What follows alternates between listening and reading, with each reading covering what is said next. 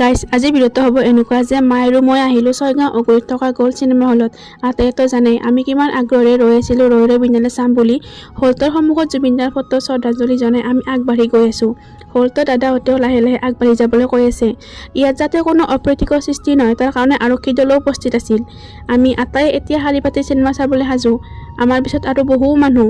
এয়া প্ৰতিজন জুবিন অনুৰাগী আজি ওলাই আহিছে একমাত্ৰ জুবিনদাক ভাল পাই কাৰণে। আৰু মোৰ ফালৰ পৰা আপোনালোকক এটাই অনুৰোধ, কোনো যাতে নিজৰ নিজৰ মোবাইলত ৰেকৰ্ড কৰি চিনেমাখনৰ ক্লিপ কোনো সামাজিক মাধ্যমত প্ৰচাৰ নকৰে। আমি আটাই বিচাৰোঁ জুবিনদাৰ মৃত্যুৰ ঘটনাটো পৰিকল্পিতভাৱেই হওক বা নেগলেক্টৰ কাৰণেই হওক বা দায়িত্বহীনতাৰ কাৰণেই হওক দোষী যাতে কঠোৰতকৈ কঠোৰ শাস্তি পায়। জুবিনদাৰ চিনেমাখন এতিয়া চিনেমা হৈ থকা নাই, প্ৰতিজন অসমীয়াৰ বাবে হৈ পৰিছে এতিয়া আৱেগ। যেতিয়া জুবিনদাক শেষবাৰৰ বাবে ডাঙৰ স্ক্ৰীণখনত দেখিলোঁ আৰু চিনেমাখনৰ প্ৰথম জুবিনদাৰ মাতটো শুনিলোঁ মই নাগাওঁ, এইষাৰ শুনাৰ পিছত মই চকু পানী ৰখাবই নোৱাৰিলোঁ। চিনেমাখনৰ মাজত এনেকুৱা কিছুমান ডায়লগ আছে য'ত আপোনালোকৰো বুকু বিষাই যাব। শেষত জুবিনদা অমৰ হওক, জয় জুবিনদা, জয় জুবিনদা, জয় জুবিনদা। আজি ভিডিঅ'টো ইমানেই আছিল।